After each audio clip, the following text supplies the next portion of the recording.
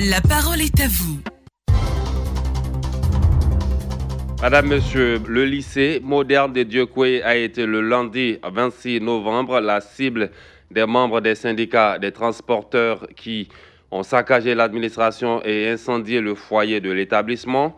À travers ces dégâts, les syndicats des transporteurs entendaient infliger une correction aux élèves qui avaient endommagé des véhicules 48 heures plus tôt lors d'une protestation pour appeler leurs professeurs en grève à la reprise des cours.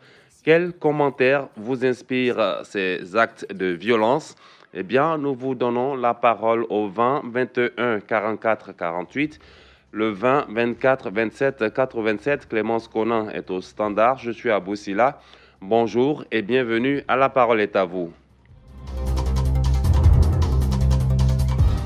On ouvre le débat avec Gourou Zakari qui nous appelle d'Abengoro. Zakari, Oui, bonjour. Oui. Bonjour, monsieur. La parole est à vous. Oui, quel est le sujet? Je n'ai pas bien suivi le sujet. D'accord. 20 21 44 48, 20 24 27 87. Zakari, je vous donne le sujet. Le lycée moderne de Dieucoué a été le lundi 26 novembre la cible des membres des syndicats des transporteurs qui ont saccagé l'administration et incendié le foyer de l'établissement. À travers ces dégâts, les syndicats des transporteurs entendaient infliger une correction aux élèves qui avaient endommagé des véhicules 48 heures plus tôt lors d'une protestation pour appeler leurs professeurs en grève à la reprise des cours. 20 21 44 48, Ben Amonkou nous appelle de Congo. Ben Amonkou, bonjour. Bonjour, Aboutila. Quel est votre point de vue sur cette situation? Bon, c'est une situation malheureuse dans la mesure où les gens sont allés détruire l'établissement public. Vraiment, je déplore cela. J'invite les autorités de cette localité à prendre des mesures draconiennes pour que cela ne se répète plus dans nos régions. Alors Ben, qu'est-ce que vous appelez mesures draconiennes? Mesures draconiennes, il faut que tous ces auteurs-là soient arrêtés et soient punis. D'accord. Oui, et que cela ne se répète plus dans nos régions. L'État dépense pour les Ivoiriens et ce sont les Ivoiriens qui vont détruire. Qui est-ce qui va venir contrôler pour nous? Vraiment, c'est malheureux. Les enseignants qui sont en grève ont une raison fondamentale. Les enfants n'ont pas à aller détruire les véhicules et puis les syndicats aussi n'ont pas le droit d'aller détruire l'établissement. Vraiment, je déplore cela. Que des mesures soient prises contre ces personnes-là. Merci et bonne émission. Merci Ben Amoko. Pour vous, la violence n'est pas la solution. Il faut plutôt passer par d'autres moyens pour se faire entendre et se faire comprendre, n'est-ce pas, Grégoire Yao-Konan? Oui, bonjour, M. Aboussila. Bonjour à vous. Oui, vous savez, nous sommes dans un pays de droit. Donc, ces gens d'actes de vandalisme doivent être sévèrement punis. Vous savez, lors des protestations des élèves, il y a certaines personnes civiles qui s'insultent dans le rang des élèves, même souvent en tenue, pour aller commettre ce genre de délit. Donc on ne peut pas, parce que des élèves ont manifesté ou saccagé des véhicules, aller s'en prendre à un établissement public. Et vous savez, aujourd'hui, le gouvernement inscrit l'éducation au cœur de ses priorités. Donc d'abord, même il y a un manque d'infrastructures pour accueillir les élèves. Et le peu qui est déjà là, s'il faut aller détruire, pour moi, c'est vraiment regrettable. Mais est-ce que les élèves avaient besoin de détruire leurs véhicules? Je ne dis pas qu'ils ont raison. À comportement de mouton, réponse de bergère, n'est-ce pas? Oui, dans la forme, on peut dire cela. Mais vous savez, voilà, parce que ce ne sont pas les transporteurs qui étaient en grève, qui ne voulaient pas reprendre les cours. Je ne justifie pas le fait qu'ils aient détruit les véhicules de ces derniers. Il faudrait porter plainte. Lorsque on a des biens qui ont été saccagés, on porte plainte. Et puis bon, on laisse l'enquête sur ce cours. Ils auraient dû aller porter plainte de la plus bonne des manières. Il y a des personnes qui s'infiltrent au sein des élèves. Tous ceux qui font ça ne sont pas forcément des élèves. Voilà, au lycée, même à Saint-Guinécis, on voit ça. Il y a des élèves qui viennent en kaki, babus, on pense que ce sont des élèves, mais après enquête, ils ne fréquentent pas l'école. Vous voyez, donc, ne pensons pas que tous ceux qui vont s'adonner à ces gens d'actes-là sont forcément des élèves. C'est un pays de droit.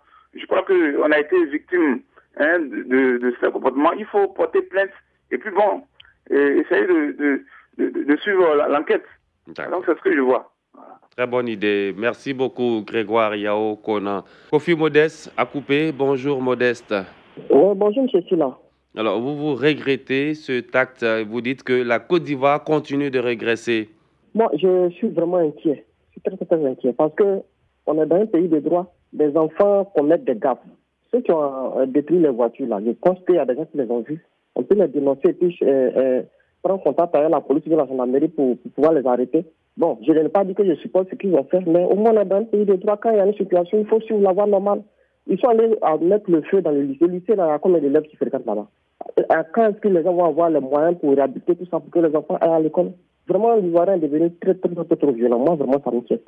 On est dans un pays de droit. Quand il y a une situation, il faut suivre la voie normale des choses. Et puis, bon, c'est tout. Bon, c'est un peu mon point de vue. D'accord, merci. Et je pense que votre point de vue est partagé par Kwadio Marius Kwako sur la toile qui écrit « Cet acte est triste et déplorable. En effet, l'Ivoirien a perdu le sens de l'amour et du bien-être de son prochain. » Excusez-moi, c'est pourquoi ces habitudes sont fréquentes dans les contrées du pays. Alors, pour instaurer une paix définitive, l'État doit punir sévèrement ses auteurs car nul n'a le droit de se faire justice. Vous pouvez toujours nous appeler les numéros 20 21 44 48 20 24 27 87. En attendant, on fait un tour sur notre page Facebook. Bertin Tola qui écrit « Hélas, c'est vraiment regrettable tout ce qui se passe ces derniers temps dans notre beau pays.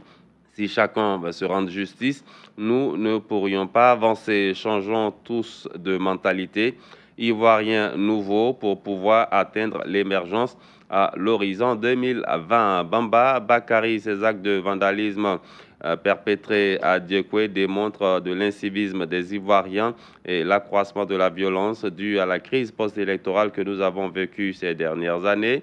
C'est le lieu d'interpeller le ministère de l'Éducation nationale et celui du Transport à former leur corporation, l'esprit de civisme, que les auto-écoles et les écoles de Côte d'Ivoire prennent acte et accentuent la formation à l'éducation civique et morale.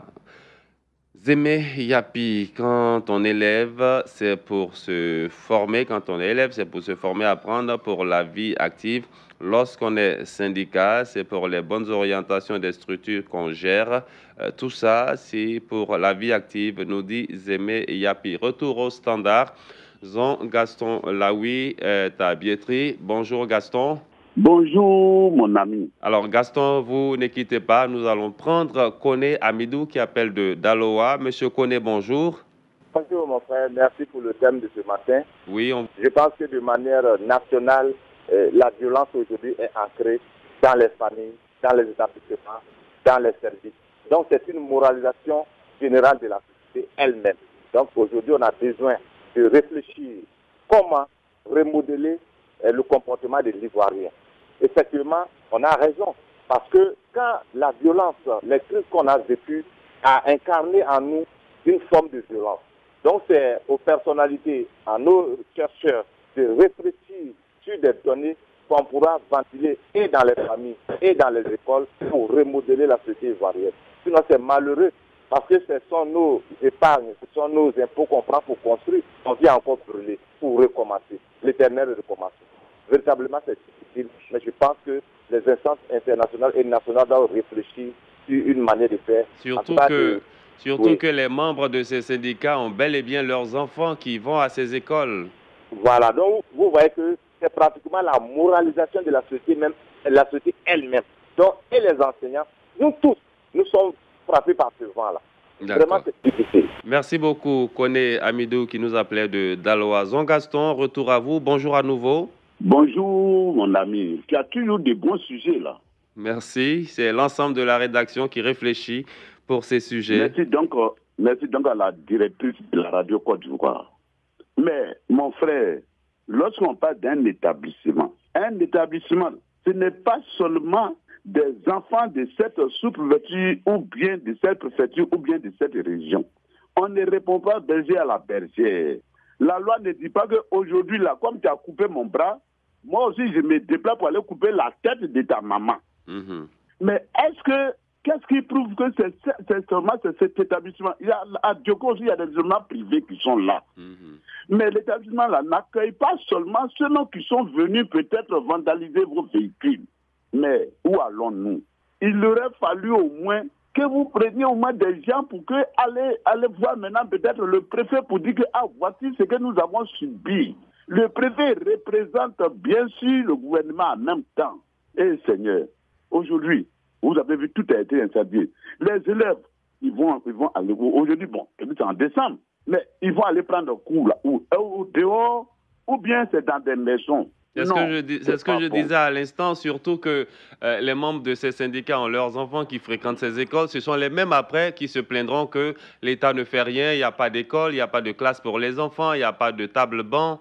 Tout à fait, tu me rejoins. Tu as vu tout cela, mais construire une école, c'est pas aller acheter un véhicule, mais construire une école, mais c'est toute une panoplie de temps que l'on met. Alors là, vraiment, c'est grave. Et Radio Côte d'Ivoire, vraiment pitié. Pitié. Je pense que notre Côte d'Ivoire, nous sommes en tout cas en développement. Nous, on veut attendre vraiment à l'an 2000 là, sans problème, sans difficulté. En haut là-bas déjà là, ça s'arrange déjà. Mais pourquoi en bas encore ça va pourrir?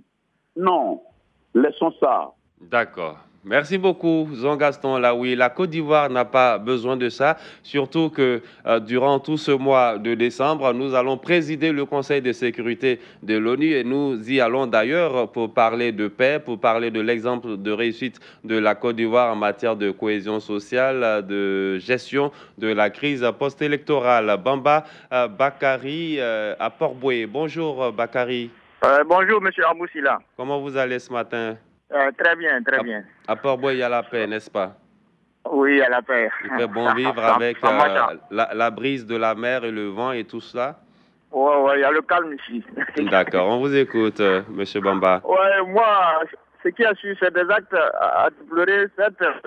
Ces désordres que nous avons constatés à Djekoué démontrent encore l'incivisme de la population ivoirienne. C'est le lieu d'interpeller le ministère de l'Éducation nationale et celui des Transports pour qu'ils puissent former leurs agents à l'éducation civique et morale, parce que c'est vraiment déplorable. Alors, moi, je pense que pour avoir un permis de conduire, au moins, il faut avoir plus de 18 ans, n'est-ce pas, M. Abou? Il faut être majeur.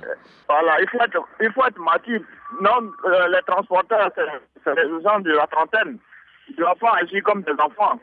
Donc, c'est les gens qui ne sont pas matures. On doit réformer tous les secteurs, à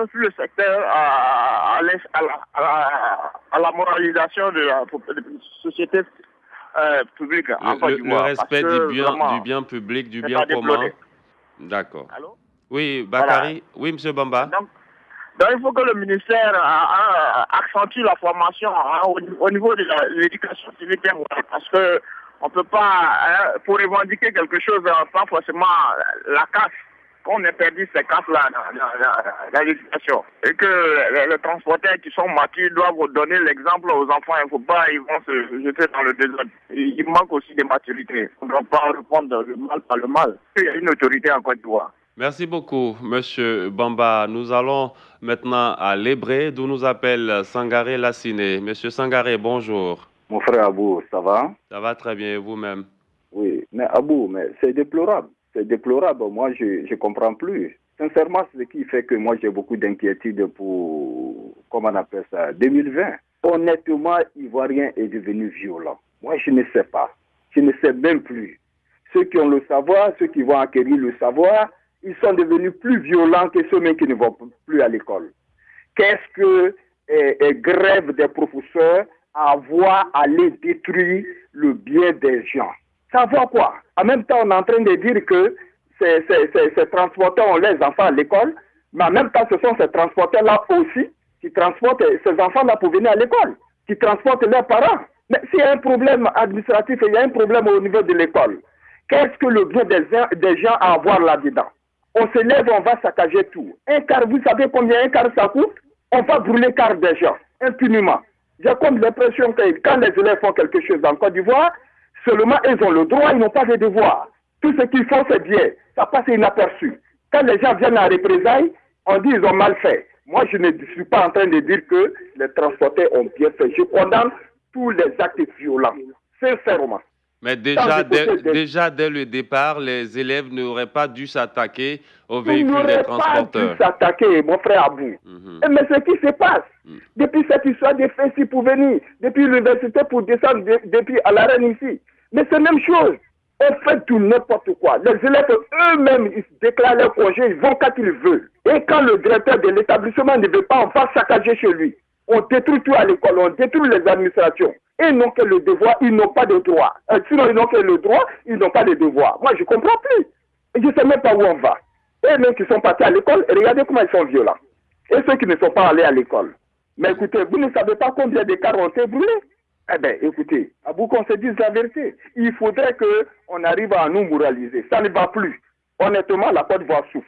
Il faut qu'on nous moralise.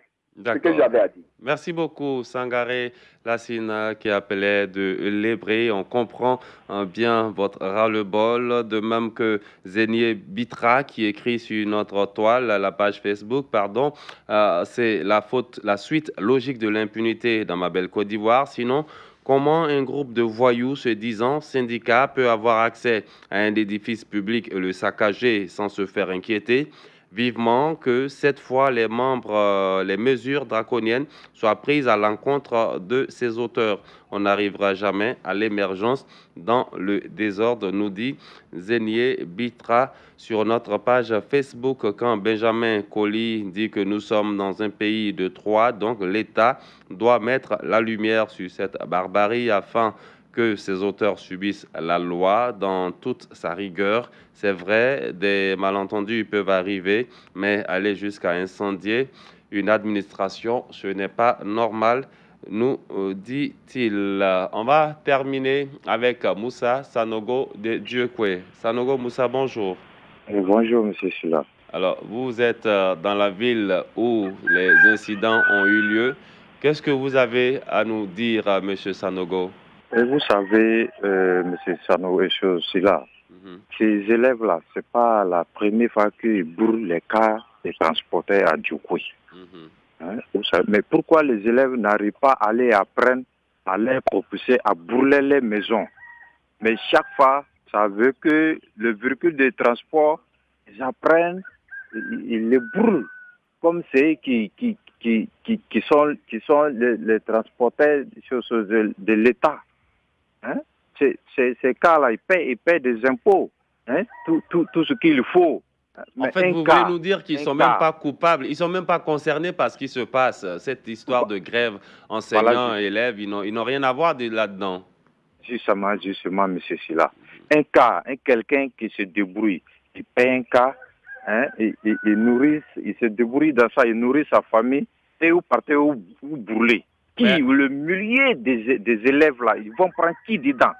Mais en même temps, M. Sanogo, est-ce qu'ils avaient le droit, c'est vrai que le mal est fait, ils ont subi, est-ce qu'ils avaient le droit en représailles de partir saccager l'établissement? Non, pas du tout, c'est pas bien ce qu'ils ont fait, mais moi... Comme le dirait l'autre, répondre au coup des pieds d'un âne, c'est se mettre à son niveau. Ils vous ont attaqué, vous les attaquez en retour, vous voyez que vous vous mettez au même diapason. Il serait bien pour eux peut-être d'utiliser d'autres moyens pour se faire entendre, et les moyens de la justice notamment. Voilà, c'est vrai, mais c'est ce que je viens de dire. Ce n'est pas la première fois que les élèves font ça. Tu vas être plein quand on va à la commissariat ou à la gendarmerie pour se plaindre, il faut donner un nom. Ils vont donner un nom de qui? Professeur, le directeur de lycée ou qui? Contre l'État.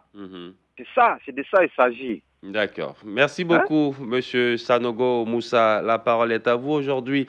C'est terminé. On va se retrouver demain pour un autre sujet. Vous pouvez réécouter cette émission sur notre site internet www.rti.ci, onglet Radio Côte d'Ivoire.